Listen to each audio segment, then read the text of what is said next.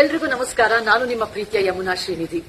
4 ವರ್ಷಗಳ ಹಿಂದೆ ಮಲೇಷಿಯಾದಲ್ಲಿ ತಾರಕ್ ಚಲನಚಿತ್ರದ ಚಿತ್ರೀಕರಣದ ಸಮಯದಲ್ಲಿ ದರ್ಶನ್ ಸರ್ ಅವರ ಜೊತೆ ಕೆಲಸ ಮಾಡಿ ಹಲವಾರು ವಿಚಾರಗಳನ್ನ, ಜೀವನದ ಮೌಲ್ಯಗಳನ್ನ ನಾನು ತಿಳಿದುಕೊಂಡೆ.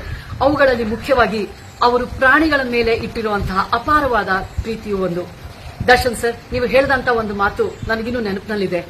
ನೀವು ಪ್ರಾಣಿಗಳ ಜೊತೆ ಒಬ್ಬರಾಗಿ ಅವುಗಳ ನಿಷ್ಕಲ್ಮಶವಾದ ಪ್ರೀತಿಯನ್ನ ಅನುಭವಿಸಿ ಅದರಲ್ಲಿ ಸಿಗುವಂತಹ ಸುಖ ನೆಮ್ಮದಿ ಬೇರೊಂದಿಲ್ಲ ಅಂತ ನೀವು ಹೇಳಿದ್ರಿ. ನಿಮ್ಮ ಮಾತು 100ಕ್ಕೆ 100ರಷ್ಟು ಸತ್ಯ. ಮನುಷ್ಯನನ್ನ ಎಲ್ಲಾ ಪ್ರಾಣಿಗಳಿಗಿಂತ ಮೇಲೆ ಬುದ್ಧಿಜೀವಿ ಅಂತೆಲ್ಲ ಹೇಳ್ತಾರೆ.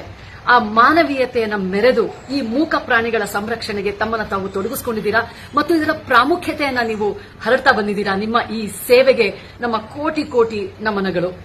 ಹಲವಾರು ದಶಕಗಳಿಂದ ನೀವು ಪ್ರಾಣಿಗಳನ್ನು ಸಂರಕ್ಷಿಸ್ತಾ ಬಂದಿದ್ದೀರಾ. ಈ ಕೋವಿಡ್-19 ಮಹಾಮಾರಿಯ ಸಂದರ್ಭದಲ್ಲಿ ಮೃಗಾಲಯಗಳಲ್ಲಿ ಯಾವುದೇ ರೀತಿಯ ಆದಾಯ ಇಲ್ಲದೆ ಅವರು ತತ್ತರಿಸುತ್ತಿರಬೇಕಾದ್ರೆ ನೀವು ಮುಂದೆ ಬಂದು ಪ್ರಾಣಿಗಳನ್ನ ದತ್ತು ತೆಗೆದುಕೊಂಡು ಉದಾರವಾಗಿ ದೇಣಿಗೆಯನ್ನ ನೀಡಿ ಸಹಾಯ ಹಸ್ತವನ್ನ ಚಾಚಿದ್ದೀರಾ.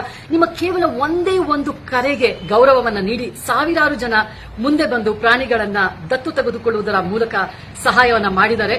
ನಿಮ್ಮ ಮುಂದಾಳುತ್ವ ಇಲ್ಲದೆ ಇಷ್ಟು ದೊಡ್ಡ ಮೊತ್ತದ ಹಣವನ್ನ ಸಂಗ್ರಹ ಮಾಡಲು ಸಾಧ್ಯವಾಗ್ತಾ ಇರಲಿಲ್ಲ ಅಂತ ಕರ್ನಾಟಕ ಮೃಗಾಲಯ ಪ್ರಾಧಿಕಾರದ ಅಧ್ಯಕ್ಷರು ಬಹಳ ಹೆಮ್ಮೆಯಿಂದ, ಸಂತೋಷದಿಂದ ನಮಗೆ ಹೇಳಿದ್ರು.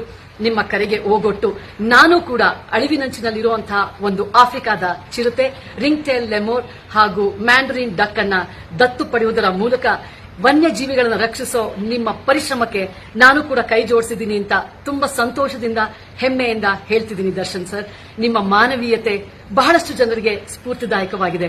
ಜೈ ಹಿಂದ್, ಜೈ ಕರ್ನಾಟಕ ಮಾತೆ. ಈ ಮಾಹಿತಿ ನಿಮಗೆ ಇಷ್ಟವಾಗಿದ್ರೆ ಲೈಕ್ ಮಾಡಿ, ಶೇರ್ ಮಾಡಿ, ಹಾಗೆ ನಮ್ಮ ಕೋಸ್ಟಲ್ ಕನ್ನಡ ಯೂಟ್ಯೂಬ್ ಚಾನಲ್ಗೆ ಸಬ್ಸ್ಕ್ರೈಬ್ ಮಾಡಿ. ನಮ್ಮ ಹೆಚ್ಚಿನ ಅಪ್ಡೇಟ್ಸ್ಗಳಿಗಾಗಿ ಕೋಸ್ಟಲ್ ನೆಟ್ವರ್ಕ್ ಇನ್ಸ್ಟಾಗ್ರಾಮ್ ಪೇಜ್ ಹಾಗೆ ಫೇಸ್ಬುಕ್ ಪೇಜ್ಗೆ ವಿಸಿಟ್ ಮಾಡಿ. ಧನ್ಯವಾದಗಳು.